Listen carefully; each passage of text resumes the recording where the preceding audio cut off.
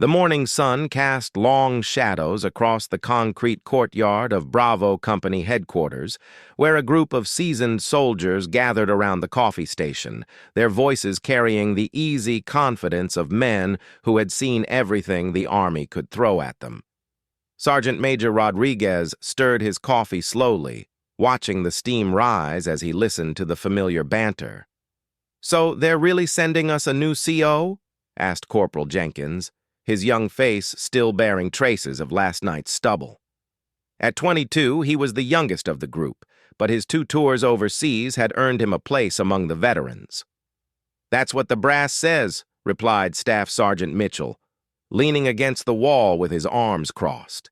His weathered hands bore the scars of 15 years in the service, and his eyes held the tired wisdom of someone who had learned not to expect too much from headquarters. "Some hotshot from the Pentagon, apparently." The laughter started low, like distant thunder, then built as more soldiers joined the conversation. Captain Thompson, the outgoing commander, had been well liked despite his tendency to bend rules and his informal leadership style. The men had grown comfortable under his command, used to the predictable rhythms of their daily routines. "Pentagon, huh?" Rodriguez chuckled, shaking his gray head. "Probably some desk jockey who's never seen real combat. You know how it is. They send us these fresh-faced academy graduates who think they know everything because they read it in a manual." Private First Class Danny Way, barely 19 and still adjusting to military life, looked nervously between the older soldiers. What if the new commander is different? What if they actually know what they're doing? The question triggered another wave of laughter, louder this time. Mitchell slapped Way on the shoulder with good-natured roughness.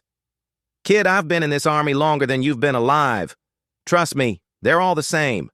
They come in with big ideas about changing everything, making their mark, but they never last long enough to see it through." "Remember Colonel Harrison?" Rodriguez asked, grinning at the memory. "Showed up here 3 years ago with a whole binder full of new training protocols. Lasted exactly 4 months before requesting a transfer to a nice, quiet logistics unit in Germany." The stories began flowing then, each soldier contributing their own tale of incompetent commanders, failed initiatives, and the endless cycle of military bureaucracy. There was Lieutenant Morrison, who had tried to implement a new physical fitness program that left half the unit injured. Major Peterson, who had reorganized the entire supply chain only to create massive shortages of basic equipment.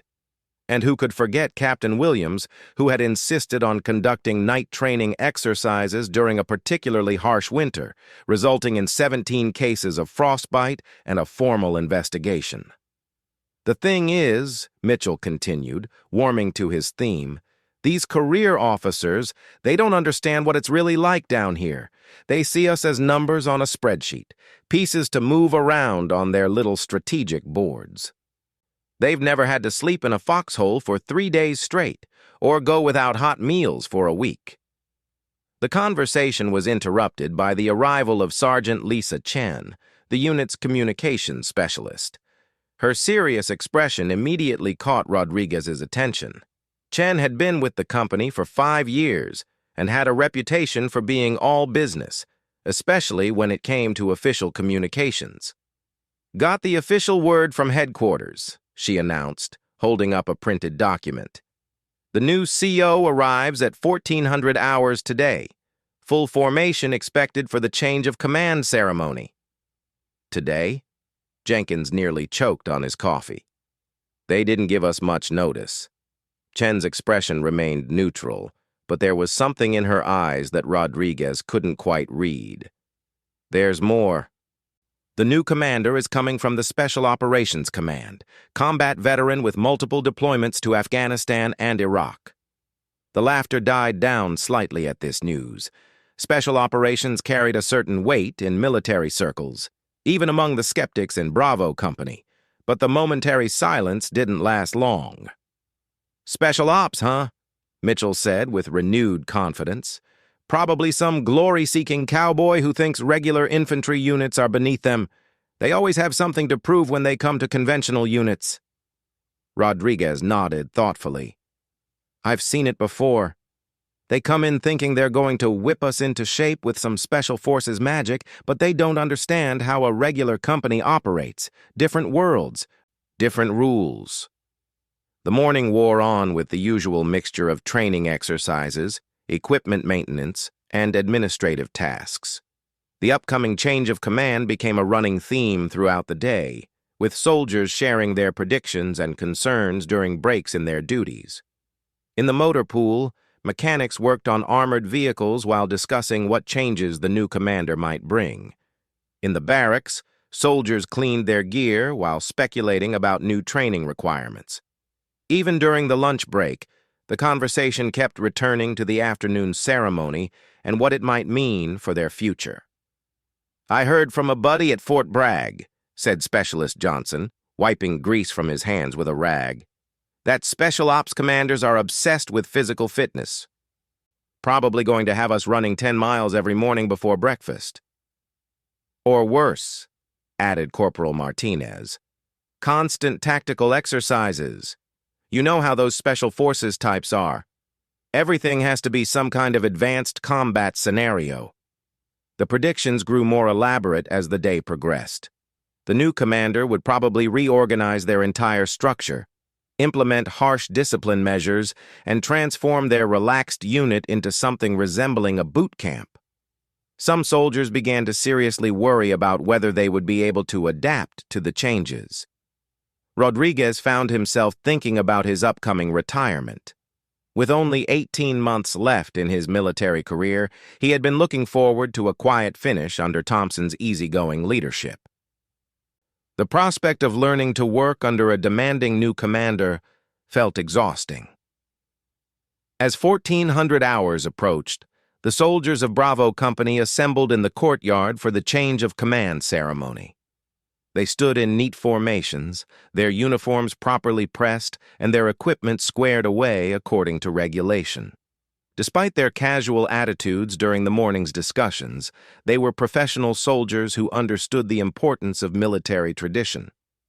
Colonel James Peterson, the battalion commander, stood at a small podium that had been set up near the flagpole. His aide stood nearby with a folder containing the official orders and ceremony protocols. A small group of officers from other units had gathered to witness the proceedings, as was customary for such events. Today we bid farewell to Captain Thompson, who has served Bravo Company with distinction for the past 2 years, Colonel Peterson announced, his voice carrying across the assembled formation. His leadership during Exercise Iron Shield and the successful completion of the unit readiness assessment have brought credit to this battalion and the entire division. Thompson stepped forward and saluted, his expression showing a mixture of pride and regret at leaving his command. The soldiers respected him, and his departure genuinely saddened many of them. He had been the kind of commander who remembered their names, asked about their families, and trusted them to do their jobs without constant supervision. I now have the honor of introducing your new company commander, Peterson continued. This officer brings extensive combat experience and a distinguished record of service in some of the Army's most challenging assignments. The assembled soldiers waited with a mixture of curiosity and resignation. They had been through this routine before, and despite their morning's jokes and predictions, they were prepared to give the new commander a fair chance. Military discipline demanded it, and their own professionalism required it. Rodriguez caught sight of movement near the headquarters building and saw a figure approaching the ceremony area. The new commander walked with the confident stride of someone accustomed to command, carrying themselves with the bearing that marked experienced officers. Even from a distance, it was clear that this was someone who took military bearing seriously. The laughter and casual confidence of the morning seemed very far away now as the soldiers waited to meet the person who would shape their daily lives for months or years to come. Whatever their new commander might bring, harsh discipline, impossible standards, or unexpected wisdom, they would find out soon enough. As the figure drew closer to the podium, Rodriguez realized that their morning's assumptions might have been more limited than he had thought. The Army had a way of surprising even the most experienced soldiers, and change of command ceremonies had a long history of delivering unexpected developments. The afternoon sun beat down on the assembled formation as they prepared to meet the officer who would lead them into whatever challenges lay ahead. Their jokes and predictions would soon be put to the test against the reality of military life, where expectations rarely aligned perfectly with outcomes. In just a few moments, they would discover whether their confident morning assessments had been accurate or whether they were about to learn something new about the nature of leadership and command in the modern army. The ceremony continued with the formal traditions that had marked such occasions for generations, but underneath the familiar rituals, change was coming to Bravo Company. The figure approaching the podium moved with a purposeful stride that commanded attention without seeming hurried. As the distance closed, Rodriguez found himself studying the newcomer's uniform, looking for the telltale signs that would confirm or deny their morning speculation about another inexperienced commander fresh from a desk job. What he saw made his eyebrows rise slightly. The uniform was immaculate but showed subtle signs of practical use. Boots that had seen real terrain, fabric that had been properly cared for but not babied, and equipment arranged with the efficiency of someone who had actually used it in the field. This was not the appearance of a parade ground officer. Colonel Peterson waited as the new commander approached, then gestured toward the microphone. "Ladies and gentlemen, I present Captain Sarah Elena Vasquez, your new company commander." The words hit the formation like a physical blow. Rodriguez felt his chest tighten as every assumption he had made over the past few hours crumbled instantly. Around him, he could sense the other soldiers experiencing the same moment of recognition, the same sudden understanding that they had been completely wrong about everything. Captain Vasquez stepped up to the podium with the same confident bearing she had displayed while approaching. She was smaller than most of the men in the formation, probably no more than 5 feet 6 inches tall, but something in her presence made that fact seem completely irrelevant. Her dark hair was pulled back in a regulation bun, and her brown eyes swept across the assembled soldiers with the calm assessment of someone taking the measure of a new situation. "Thank you, Colonel Peterson," she said, her voice clear and strong without needing to be raised. There was a slight accent that suggested Hispanic heritage, but her English was crisp and precise. "Soldiers of Bravo Company, I'm honored to be here with you today." Rodriguez glanced sideways at Mitchell and saw his own shock reflected in the staff sergeant's face. Mitchell's mouth was slightly open, and his eyes had widened with what looked like genuine surprise. Down the line, other soldiers were maintaining their military bearing, but their expressions betrayed their complete bewilderment. The captain's presence seemed to fill the courtyard in a way that went beyond her physical size. There was something in her bearing that spoke of real authority, the kind that came from leading people in genuinely dangerous situations. This was not someone who had earned their rank through careful navigation of military politics or impressive performance in training exercises. "I know that change can be difficult," she continued, her eyes moving systematically across each section of the formation. "You've worked well together under Captain Thompson's leadership, and I respect the relationships and procedures you've built during that time. My job is not to come in and immediately change everything you've learned to do well." Rodriguez felt his preconceptions continuing to shift as he listened. This was not the speech of someone looking to make a dramatic impression or prove their authority through immediate changes. It sounded like the words of an experienced leader who understood that effective command required patience and observation. "However," Captain Vasquez continued, her voice taking on a slightly harder edge, "I also want to be clear about my expectations. I believe in discipline, professionalism, and excellence in everything we do. I believe in taking care of our equipment, our responsibilities, and each other, and I believe in being ready for whatever mission we might be asked to complete." The ceremony proceeded according to the established protocol, but Rodriguez found himself unable to focus on the familiar rituals. His mind kept racing through the implications of what had just happened. Not only was their new commander a woman, but she was clearly someone with substantial combat experience and leadership credentials. As he thought about it, he realized that his assumptions about her qualifications had been based on nothing more than outdated stereotypes. Women had been serving in combat roles for years now, and many had proven themselves under the most challenging conditions imaginable. The fact that she had come from Special Operations Command spoke to capabilities that went far beyond anything he had considered. When the formal portion of the ceremony concluded, Captain Vasquez approached the formation for individual introductions. This was another military tradition, but Rodriguez watched nervously as she worked her way down the line, shaking hands and exchanging brief words with each soldier. "Sergeant Major Rodriguez," she said when she reached him, extending her hand with a firm grip. "I've heard good things about your work with this unit." "Thank you, ma'am," he replied, trying to keep his voice steady.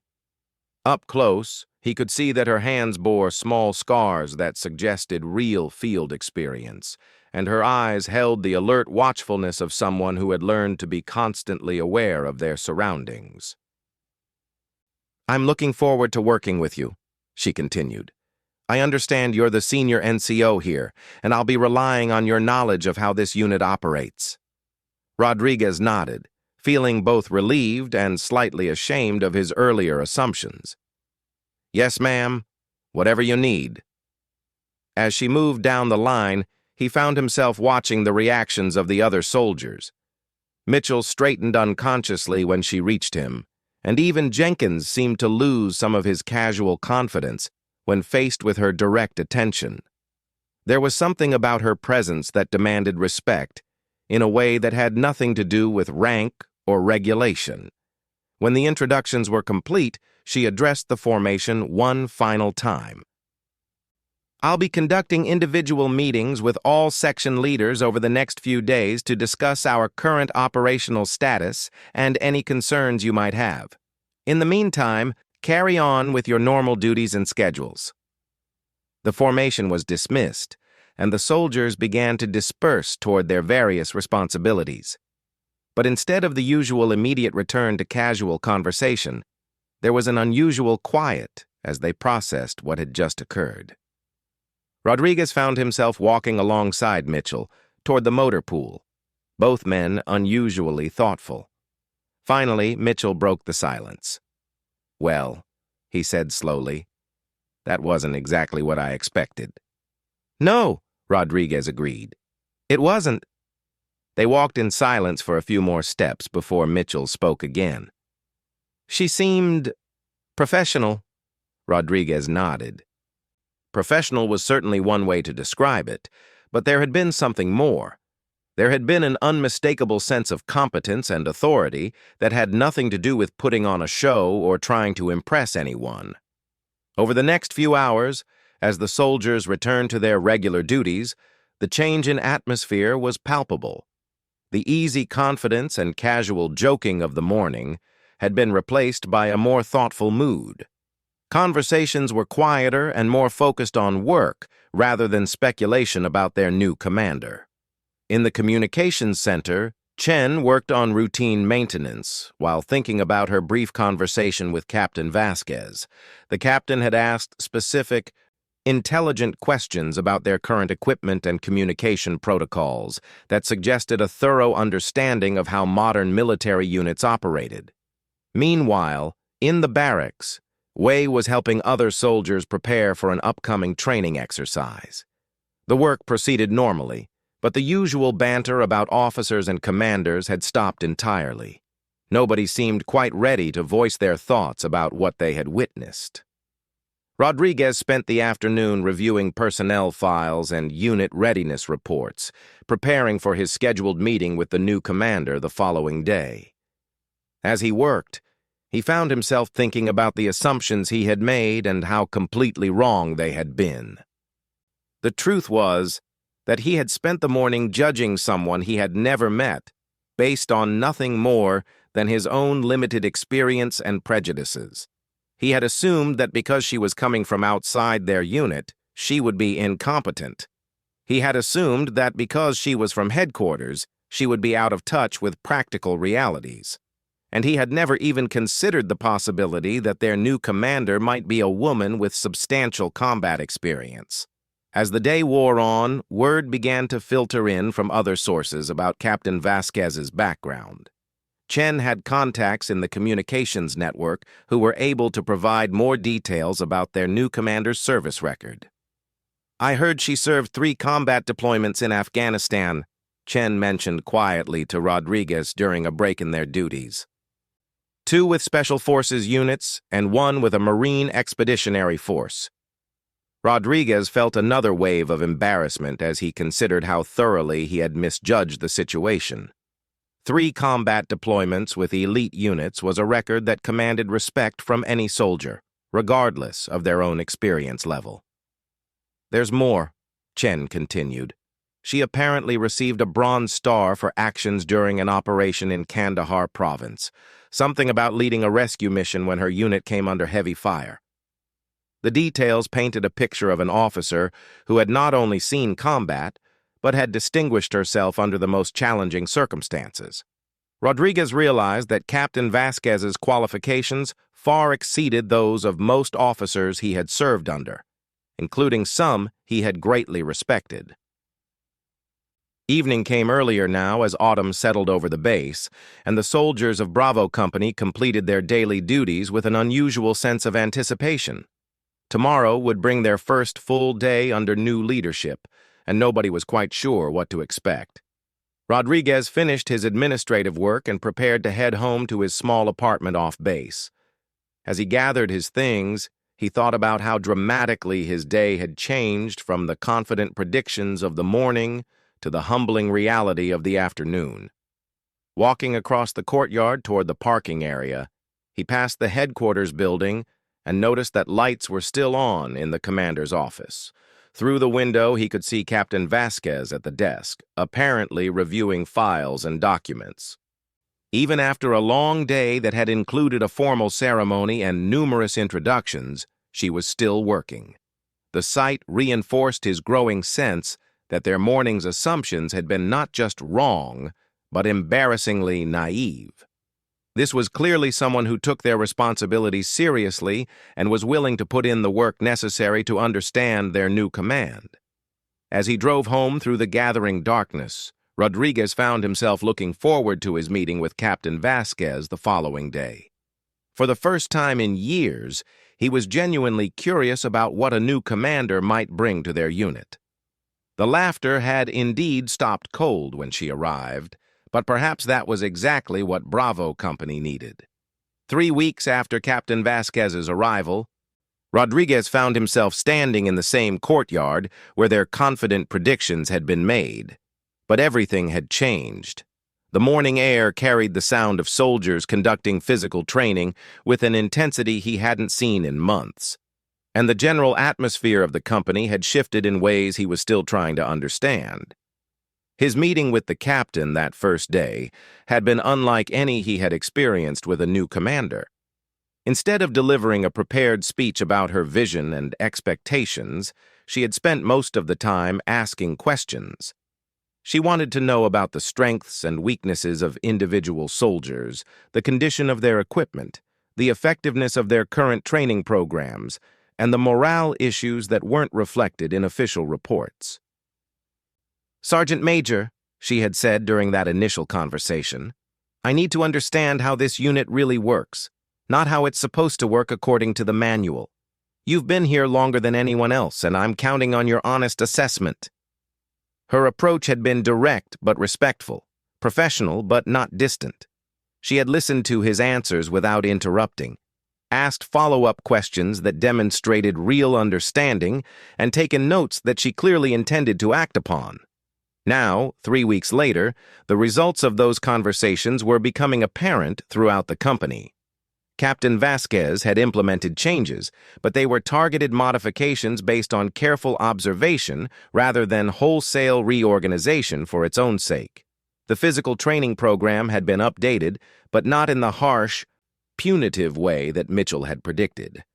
Instead, she had worked with the unit's fitness instructor to develop routines that were more challenging but also more practical, focused on the kinds of physical demands that soldiers actually faced in combat situations. Equipment maintenance had been streamlined through new procedures that eliminated redundant inspections while ensuring that critical systems received proper attention. She had also identified several supply chain issues that had been causing chronic shortages and worked with battalion headquarters to resolve them. Rodriguez had watched these changes with growing admiration. This was not the work of someone trying to make a dramatic impression, but rather the systematic improvement of unit effectiveness by someone who genuinely understood military operations. The real test had come during their first field training exercise under her command. The scenario involved a complex multi-day operation that required coordination between different sections of the company, adaptation to changing conditions, and the kind of split-second decision-making that separated effective units from mediocre ones. Rodriguez had participated in dozens of such exercises over his career, and he had seen how different commanders approached the challenge. Some tried to control every detail from a central command post, creating bottlenecks and confusion when unexpected situations arose. Others took a hands-off approach that left their subordinates without adequate guidance when critical decisions needed to be made. Captain Vasquez had demonstrated a different style entirely. She had established clear objectives and parameters for the exercise, then positioned herself where she could observe the action without interfering unnecessarily. When problems arose, and they always did during complex training scenarios, she had provided guidance that helped her soldiers solve the issues themselves rather than simply giving orders. "Rodriguez," she had said during one particularly challenging moment when communications had failed between two sections of the company, "what do you think Sergeant Mitchell's team needs to complete their objective?" It had been a teaching moment disguised as a consultation. By asking for his assessment, rather than simply issuing commands, she had forced him to think through the tactical situation and consider multiple solutions. When they had worked out the answer together, the lesson had been more valuable than any lecture could have been. The exercise had concluded with one of the most comprehensive after-action reviews Rodriguez had ever experienced. Captain Vasquez had systematically examined each phase of the operation, identifying both successes and failures with the same objective analysis. She had praised good performance without exaggeration and addressed problems without assigning blame. The goal of training, she had explained to the assembled soldiers, is not to avoid mistakes, but to learn from them. Every error we make here is a lesson that could save lives when we face real combat situations. Her words had carried weight because everyone knew she was speaking from experience. During the exercise, she had shared stories from her own deployments that illustrated the principles they were practicing, making abstract tactical concepts concrete through real-world examples. Rodriguez had been particularly impressed by her ability to connect with soldiers at all levels of the unit. With senior NCOs like himself, she discussed leadership challenges and unit management issues. With junior soldiers like Wei, she focused on technical skills and professional development. In each case, her approach was calibrated to what that individual needed to hear. Wei had blossomed under her mentorship in ways that surprised everyone who knew him. The nervous young soldier had gradually developed confidence as Captain Vasquez gave him increasingly responsible assignments and provided the guidance he needed to succeed. She had identified potential in him that others had missed and created opportunities for him to demonstrate his capabilities. "The captain asked me to lead the communications setup for tomorrow's training," Wei had told Rodriguez with obvious pride. "She said I've shown good technical understanding and she wants to see how I handle responsibility." Even Mitchell, who had been among the most skeptical about their new commander, had come to respect her professional competence. During a recent conversation, he had admitted that his initial predictions had been completely wrong. "I've got to hand it to her," he had said. "She knows what she's doing. The changes she's made actually make sense, and the unit is performing better than it has in years. The transformation went beyond mere efficiency improvements. There was a new sense of purpose and professionalism that permeated every aspect of their daily operations. Soldiers arrived for duty on time, maintained their equipment to higher standards, and approached their training with genuine engagement rather than just going through the motions. Rodriguez had seen this kind of positive change before, but rarely so quickly or thoroughly. Captain Vasquez had somehow managed to raise standards while also improving morale, a combination that required exceptional leadership skills. Her success had not gone unnoticed by higher headquarters. During a recent battalion staff meeting, Colonel Peterson had specifically praised Bravo Company's performance during the training exercise and commended their improved readiness ratings. Captain Vasquez has brought a level of professionalism to that unit that reflects very well on our entire battalion, he had said. Their performance indicators have improved across the board, and other company commanders are asking about their training methods. Rodriguez had felt a pride in his unit that he hadn't experienced in years. They had become something more than just another infantry company going through routine exercises. Under Captain Vasquez's leadership, they had developed into a cohesive team capable of handling complex challenges with confidence and competence. The personal relationships within the unit had also evolved during these weeks. The casual camaraderie that had characterized their interactions under Captain Thompson had been replaced by something deeper, a mutual respect based on shared commitment to excellence rather than simple familiarity. Captain Vasquez had established herself as someone worthy of respect through her actions rather than her rank.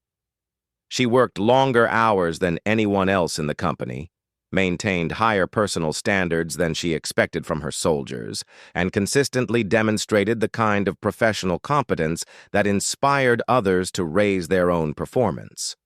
Rodriguez had also noticed that she never used her gender as either an excuse or a weapon. She neither asked for special consideration nor allowed others to treat her differently because she was a woman.